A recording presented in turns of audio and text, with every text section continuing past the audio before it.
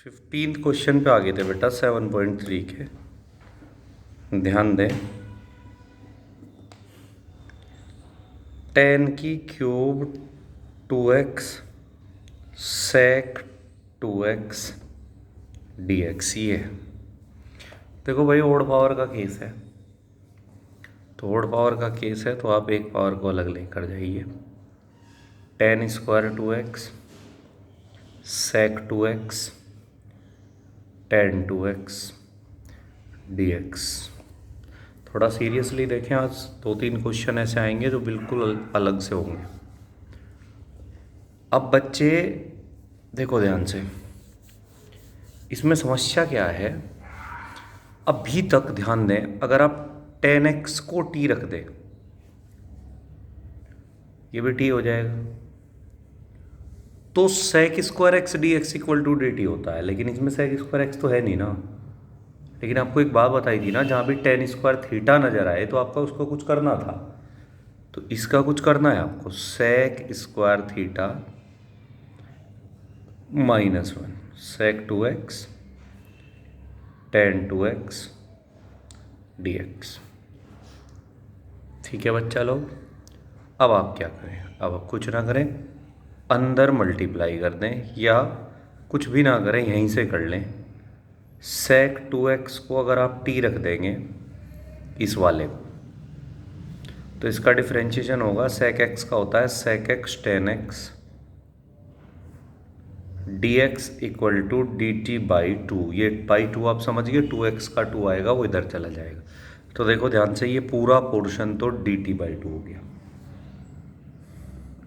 और ये इधर टी स्क्वायर -1 बचा, और आप टी स्क्वायर -1 का टी की 3/3 माइनस टी लिख के टी की जगह sec 2x प्लेस कर दे, आंसर आ जाएगा। मैं कई बार बता चुका हूँ आपको, इस एक्सरसाइज से क्वेश्चन कंपलसरी है। बच्चे देखो, अब 7.3 से एक क्वेश्चन कंपलसरी, फिर 7.4 से एक क्वेश्चन कंपलसरी, फिर 7.5 से एक क्वेश्चन कंपलसरी, फिर 7.6 से एक क्वेश्चन कंपलसरी। चारों एक्सरसाइज से एक क्वेश्चन आएगा। 4 प्रोसीजर हैं आपके सिलेबस पे, चारों में से एक कंपलसरी है। क्लियर है? अब आप सोच रहे होगे कि बाद में से क्या आएगा। बाद में से भी आएंगे, लेकिन एक्चुअल में क्या होगा, 7.6 के बाद इंटीग्रेशन डेफिनाइट हो जाएगा। डेफिनाइट का मतलब है जैसे यही क्वेश्चन होगा, एग्जैक्ट यही क्वेश्चन डिट्टो, बस वहाँ लगा होगा 0 से π/4 के लिए डील करो इसे इस तरह से। तो लास्ट में जो आंसर आएगा उसमें 0 से π/4 रख देंगे, बस। प्रोसीजर यही होंगे ये चारों एक्सरसाइज वाले, क्वेश्चन नहीं बदलेंगे, बस लिमिट पे आ जाएगी बात, डेफिनाइट पे। तो आपको 4 ही एक्सरसाइज है इंटीग्रेशन में, 4 प्रोसीजर 4 एक्सरसाइज। अभी चल रहा है ट्रिग्नोमेट्रिकल, अगले वाली जाएगी कंप्लीट स्क्वायरिंग, फिर पार्शियल फ्रैक्शन, फिर बाय पार्ट्स, बस। नेक्स्ट चलते हैं बच्चे 16। देखो, ये देखने में बच्चा सा क्वेश्चन लगता है, लेकिन इस एक्सरसाइज से काफ़ी बार पूछा गया है ये। 10 की पावर 4x, इसे हम लिख सकते हैं tan square x into tan square x. हाँ जी, अब tan स्क्वायर एक्स को लिख देते हैं हम sec स्क्वायर एक्स -1।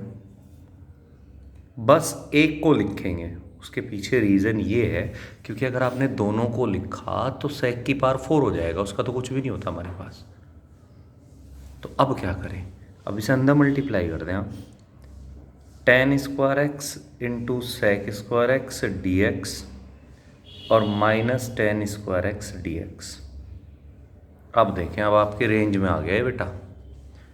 इसका तो हो जाएगा tan की 3x/3 माइनस इसे लिख लेंगे sec स्क्वायर एक्स -1 dx। हो गया।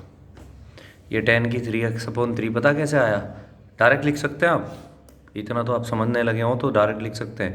tan x को t रख दें, sec square x d x equal to d t हो जाएगा, तो ये टी स्क्वायर डी टी हो जाएगा। टी स्क्वायर का होता है टी की 3/3, तो आप इसे डायरेक्ट लिख सकते हैं।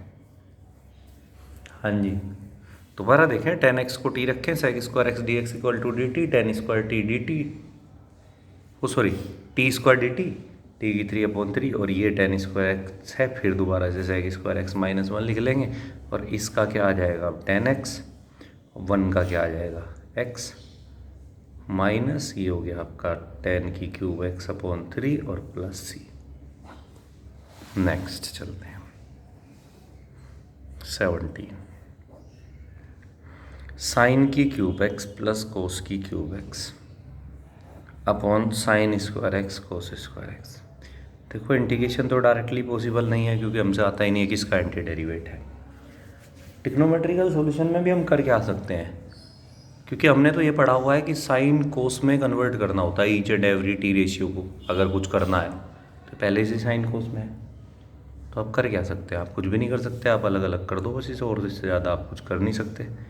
साइन की cube x upon sine square x cos square x, cos की cube x upon sine square x cos square x. समझ आ जाना चाहिए बेटा मेरे हिसाब से, अगर आप वीडियो देख पा रहे हैं आराम से। इससे इसकी पावर गई, ऊपर बचा साइन एक्स, नीचे बचा कोस स्क्वायर एक्स टी एक्स। यहाँ कोस की पावर गई, ऊपर बचा कोस एक्स, नीचे बचा साइन स्क्वायर एक्स। अब आप इसे ईजिली कर सकते हैं क्योंकि ये आपका हो गया साइन अपॉन कोस होता है टेन और 1 अपॉन कोस बचेगा सेक, तो ये हो गया sec x tan x d x, और ये ऐसे ही हो जाएगा cosec x cot x d x. और इसका पता ही आपको, ये सेक एक्स का एंटी डेरिवेट है और ये कोसेक एक्स का एंटी डेरिवेट है प्लस सी। नेक्स्ट चलते हैं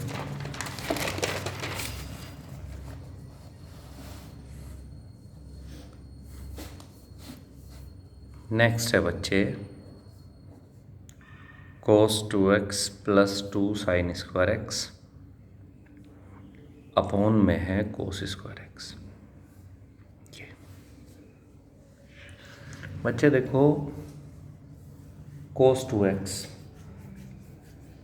और आगे x, मतलब एक जगह 2x एक जगह x। आपको बताया था सेम एंगल पर डेरिवेट होता है, डिफर एंगल एक ही क्वेश्चन में हो तो डेरिवेट इंटीग्रेशन पॉसिबल नहीं है।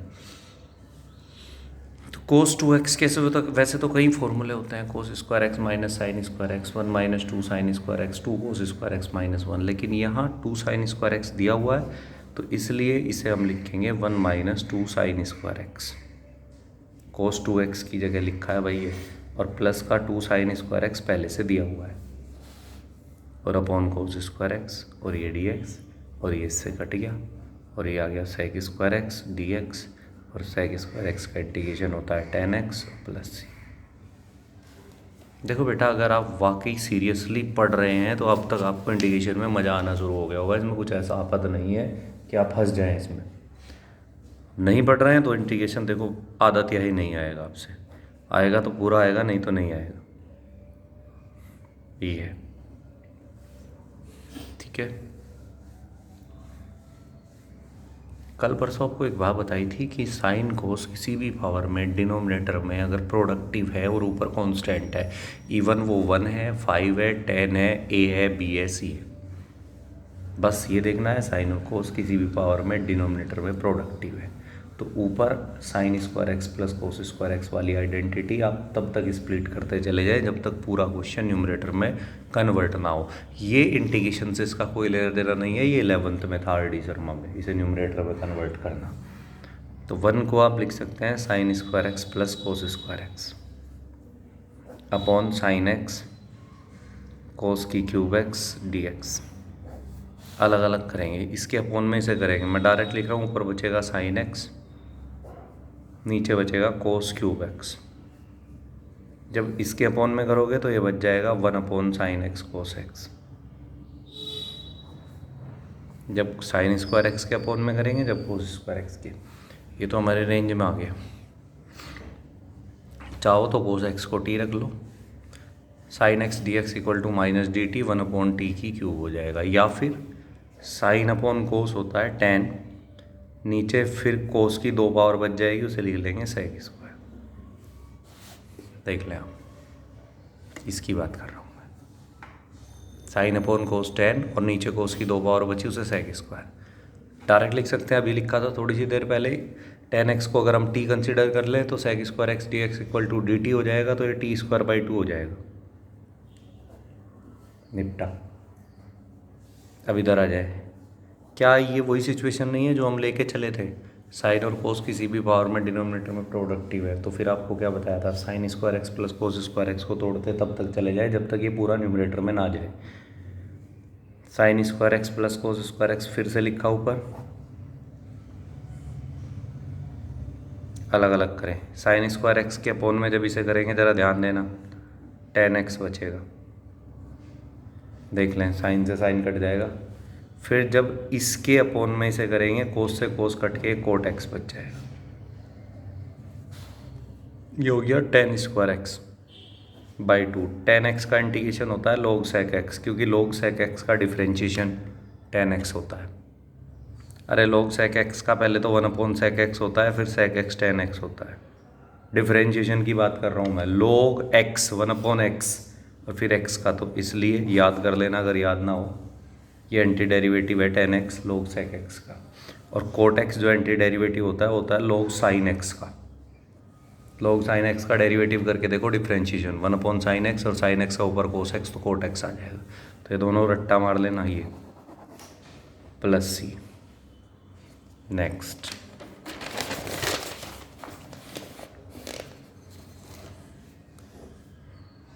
ट्वेंटी वाला आ गया भाई, cos 2x upon cos x plus sin x का होल स्क्वायर।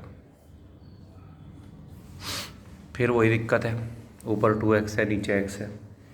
देखो मैंने बताया था इंटीग्रेशन का कोई पर्टिकुलर आंसर नहीं होता, आपका प्रोसीजर सही होना चाहिए। अगर आप देखो नीचे होल स्क्वायर खोल दे तो नीचे cos square x plus sine square x plus 2 sin x cos x आ जाएगा। तो अगर आप होल स्क्वायर नीचे खोलेंगे तो cos square x plus sine square x plus 2 sin x cos x ही आएगा, और ये हो जाएगा cos 2x upon 1 plus sign 2x। और 1 प्लस साइन 2x को अगर आप t रख देंगे तो आपका काम हो जाएगा। एक प्रोसीजर तो ये है, या फिर आप cos 2x नीचे साइन और कोस हैं तो cos 2x को cos square x minus sign square x लिख दें, मतलब एंगल सेम करने हैं ना, या तो 2x में लेके जाओ दोनों को x में। नीचे cos x plus sign x का होल स्क्वायर पहले से ही है, ऊपर ए स्क्वायर माइनस बी स्क्वायर हो गया, तो ए स्क्वायर माइनस बी स्क्वायर को ए माइनस बी ए प्लस बी लिखा जा सकता है, साइन है ये। और जब उसे ए माइनस बी ए प्लस बी लिखेंगे तो एक पावर कट जाएगी। अब आप डिनोमिनेटर को टी रख दें। तो मैं कह रहा हूँ देखो ध्यान से, इंटीग्रेशन का कोई प्रॉपर आंसर नहीं होता, डिपेंड करता है कि आपने चेंज किस में किया था। आंसर ना खेल के आप इंटीग्रेशन खेलें। नेक्स्ट, इनवर्स के बारे में तो अभी हमने सुना ही नहीं कि इनवर्स का इंटीग्रेशन भी होता है, तो इनवर्स से हमें कोई लेना देना नहीं, आएगा आगे वो बात की बात है। अब तक तो हमारे सामने वो कोई प्रोसीजर नहीं आया। तो कोस एक्स को हम लिख सकते हैं, ये देखो कोस थीटा को हमने 10th में लिखा था साइन 90 माइनस थीटा, तो बच्चे ये इनवर्स गया, पाई/2 माइनस एक्स बचा। देखो ध्यान से, अलग अलग कर दो, पाई/2 dx और माइनस एक्स dx, तो पाई/2 dx का x, ये x²/2 और प्लस सी। नेक्स्ट, जिन्होंने 12th में आर.डी. शर्मा नहीं पढ़ी है 11th में, उनकी ये थोड़ा सा अजीब सा लगेगा, ज़रा ध्यान से समझना। ये फिर आर.डी. शर्मा में था, मतलब आप सोच रहे हो वहाँ इंटीग्रेशन था, इंटीग्रेशन नहीं था, ये पूरा ट्रिग्नोमेट्रिकल प्रोसीजर था। तो बच्चे ये एक प्रोसीजर होता है जिसमें ध्यान देना, 1 के अपॉन में dx, और इंटीग्रेशन तो 12th का मैटर है। मैं कह रहा हूँ इस अंदर का क्वेश्चन को न्यूमरेटर में कैसे कन्वर्ट किया जाता है। ये एक फॉर्म होती है कोस दोनों साइड, एक कोस एक साइन। तो इसे न्यूमरेटर में कन्वर्ट करने का तरीका क्या होता है, ये इंटीग्रेशन से कोई लेना देना नहीं है भाई, ये ट्रिग्नोमेट्रिकल सॉल्यूशन है, दोबारा समझ लें। तो जब भी नीचे दोनों कोस हों या दोनों साइन हो, दोनों कोस हों या दोनों साइन हो, दोबारा सुनो, जब डिनोमिनेटर में इस फॉर्म में दोनों कोस हो या दोनों साइन हो, यहाँ x प्लस ए x प्लस बी हो, यहाँ x minus a x plus B हो, यहाँ x माइनस बी, यहाँ x प्लस ए हो, उससे कोई फ़र्क नहीं पड़ता। ये दोनों माइनस और प्लस वाले हैं, सॉरी दोनों माइनस वाले हैं। यहाँ x प्लस ए होता है, यहाँ माइनस बी होता, कोई बात नहीं थी। यहाँ प्लस होता है, यहाँ माइनस होता, कोई बात नहीं थी। यहाँ दोनों प्लस होते, कोई बात नहीं थी। मुद्दा ये है कि जब भी दोनों इस फॉर्म में कोस हों या दोनों साइन हो, तो आप अपने पास से ऊपर साइन पहले वाले को ए पढ़ें और दूसरे वाले को बी, और रख कर बैठ जाएं। अब मैथ्स में कुछ भी अपने पास से नहीं होता। मैं इंटीग्रेशन की बात नहीं कर रहा हूँ सर, ये ट्रिग्नोमेट्रिकल सॉल्यूशन है 11th का। मैथ्स में कुछ भी अपने पास से नहीं होता। जरा से आँख खोल के देखो बेटा, x माइनस ए माइनस का x हो जाएगा। एक्चुअल में ये है क्या, x माइनस ए माइनस एक्स प्लस बी, तो ये कट जाना है, तो b माइनस ए बच रहा है।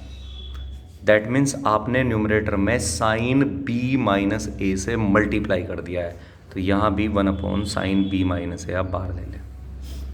तो बस, अब कुछ भी अपने पास से नहीं किया आपने मैथमेटिकल इक्वलिटी ला दी है। आपने न्यूमरेटर में जिससे मल्टीप्लाई किया, डिनोमिनेटर को भी उसी से मल्टीप्लाई किया। दोबारा देखो, दोनों कोस हों या दोनों साइन हो, तो ऊपर साइन ए माइनस बी लिख कर बैठ जाओ।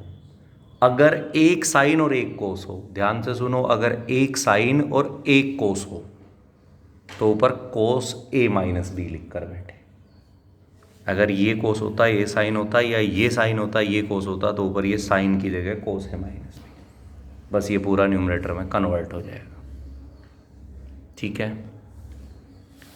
अब यहाँ आ जाओ। 1 साइन बी माइनस ए, ये तो बाहर है, कॉन्स्टेंट है। ऊपर इसे ए फॉर एप्पल और इसे बी फॉर बॉल पढ़ के साइन ए कोस बी माइनस कोस ए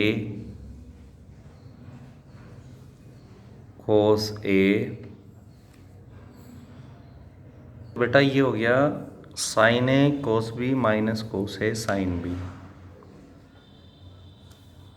अपॉन में कोस एक्स माइनस ए कोस एक्स माइनस बी ये रखा है। बस हो गया क्वेश्चन खत्म।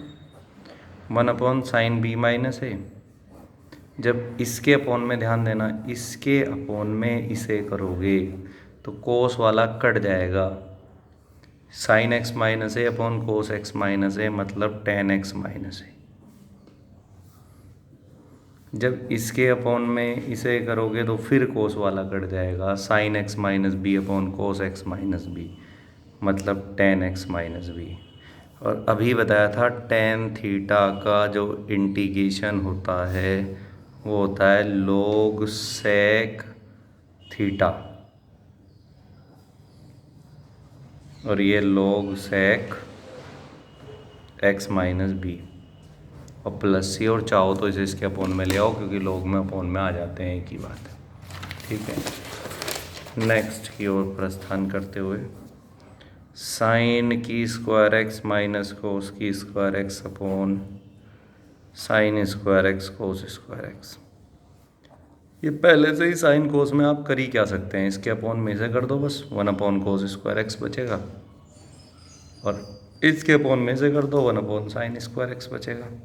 हो गया होगा। 1 cos square x sec square x होता है, सेक स्क्वायर का एक्स का इंटीग्रेशन आपको पता ही है। ये कोसेक स्क्वायर एक्स होता है, इसका भी इंटीग्रेशन आपको पता ही है। नेक्स्ट चलते हैं।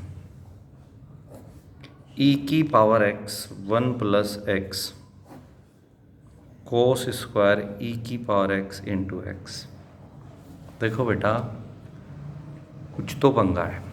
पंगा ये है साला ट्रिग्नोमेट्री के साथ ई की पावर एक्स है और एक्स भी है, तो पूरा ट्रिग्नोमेट्रिकल तो ये है नहीं।